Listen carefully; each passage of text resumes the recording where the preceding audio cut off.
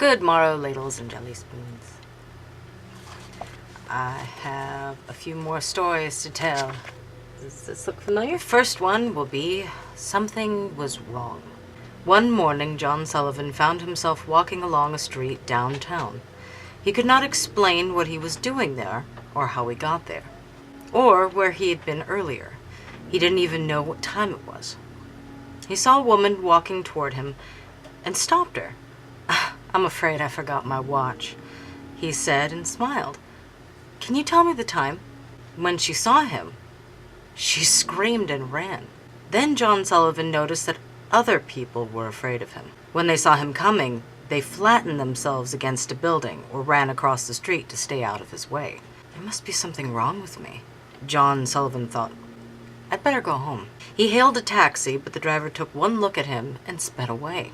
John Sullivan did not understand what was going on, and it scared him. Maybe somebody at home can come and get me, he thought. He found a telephone and called his wife, but a voice he did not recognize answered. "Is Mrs. Sullivan there?" he asked. "No, she's at a funeral," the voice said. "Mr. Sullivan was killed yesterday in an accident downtown." The wreck. Fred and Jean went to the same high school, but they met for the first time at the Christmas dance. Fred had come by himself, and so had Jean. Soon Fred decided that Jean was one of the nicest girls he'd ever met. They danced together most of the evening. At 11 o'clock, Jean said, "I have to leave now. Can you give me a ride?" "Sure," he said. "I've got to go home, too." "I accidentally drove my car into a tree on the way over here," Jean said. I guess I wasn't paying any attention. Fred drove her to the head of Brady Road. It was in a neighborhood he didn't know very well. "Why don't you drop me off here?" Jean said. "The road up ahead is in really bad condition. I can walk from here." Fred stopped the car and held out some tinsel. "Have some," he said. "I got it at the dance." "Thank you," she said. "I'll put it in my hair." And she did. "Would you like to go out sometime? To a movie or something?" Fred asked. "That would be fun," Jean replied. After Fred drove off, he realized that he did not know Jean's last name or telephone number. "I'll go back," he thought. "The road can't be that bad." He drove slowly down Brady Road through a thick wood, but there wasn't a sign of Jean.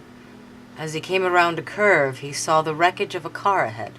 It had crashed into a tree and had caught fire. Smoke was still rising from it. As Fred made his way to the car, he could see someone trapped inside, crushed against the steering column. It was Jean. In her hair was the Christmas tinsel he had given her. One Sunday morning.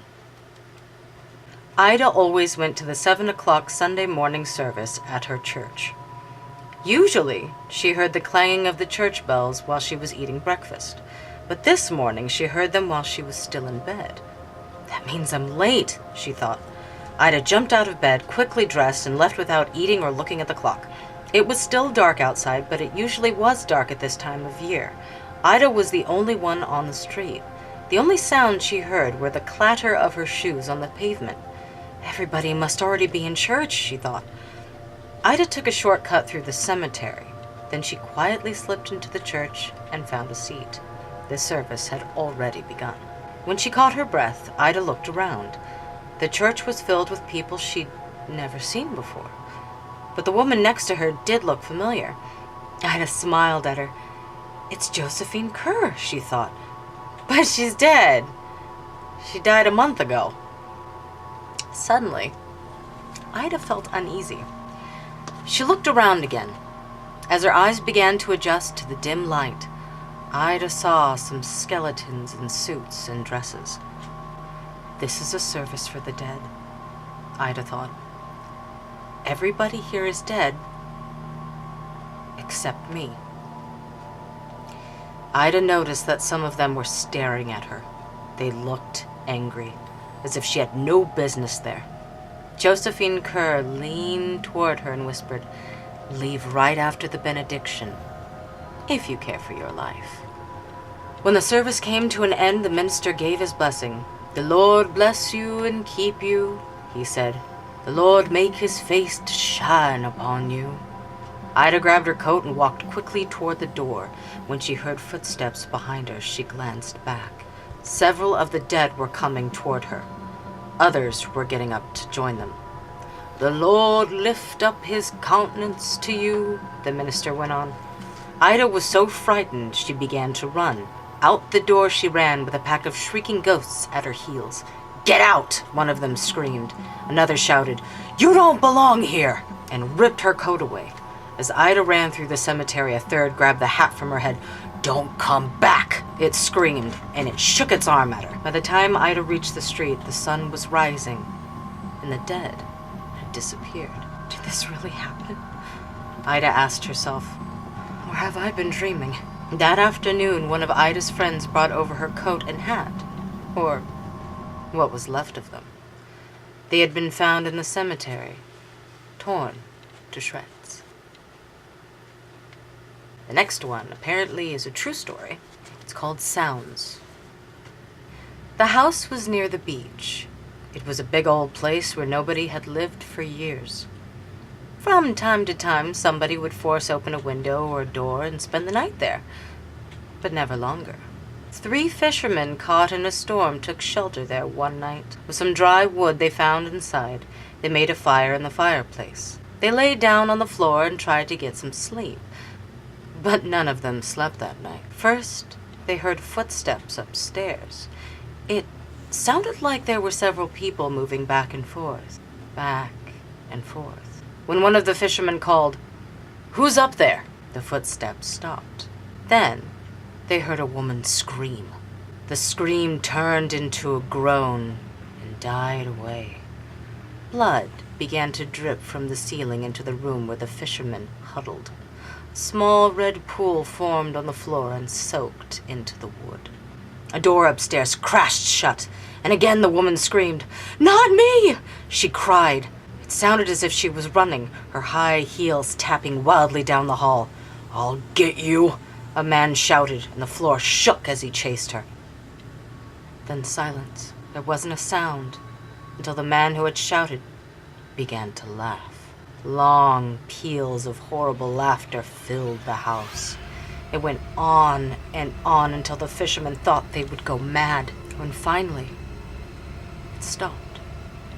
The fishermen heard someone coming down the stairs, dragging something heavy that bumped on each step. They heard him drag it through the front hall and out the front door. The door opened, then it slammed shut again. Silence. Suddenly, a flash of lightning filled the house with a green blaze of light. A ghastly face stared at the fishermen from the hallway. Then came a crash of thunder. Terrified, they ran out into the storm. The end. So there was a few stories from my favorite book series, Scary Stories Treasuries. So it has all 3 of the books, which I've shown you before. It's very exciting. It's Scary Stories to Tell in the Dark, More Scary Stories to Tell in the Dark, and Scary Stories 3, More Tales to Chill Your Bones. Why am I crossing it? I have no idea. So yeah, if you enjoyed this, spank that naughty like button.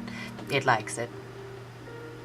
And tell me which one down in the comments below was your favorite out of these that I just read. There are a ton more that I will read in the future, I do promise. And on that note, my lovelies, I shall bid thee anon and wash this chaos from my face. Ooh, I have something else I wanted to show you. It's pretty. I probably showed you before. This is my alien. This is my xenomorph. It's got 2 sides. It's pretty. It's heavy. It's heavy. I can't wear it when I sleep. It chokes me. Thank you all so very much for watching. Have a wonderful day, morning, evening, night. Just have a good time. All right? Okay. I love your faces. Beautiful. I shall bid thee anon. Mwah.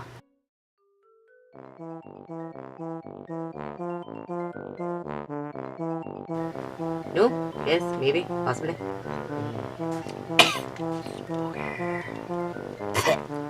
Hair? I can't read. Damn it. And help the shit. Fancy.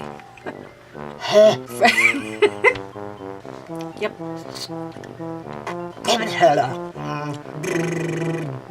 He realized that he did not know. This is a happy one. I can assure you. I can prove it. Look how happy these people are. So happy. Don't judge me. Hello. I can English speak good, yes. Several. Damn it. Oh god, don't do that. It hurts the hamster. Sexy faces. I'll make it in the camera. Heh. Wouldn't be so scary to look at. My face. Right now. I'm sorry. I'm talking. There's speaking going on. I brain fart. Hamster falls off the wheel. Dies. I'm still talking. Why am I still talking? And on the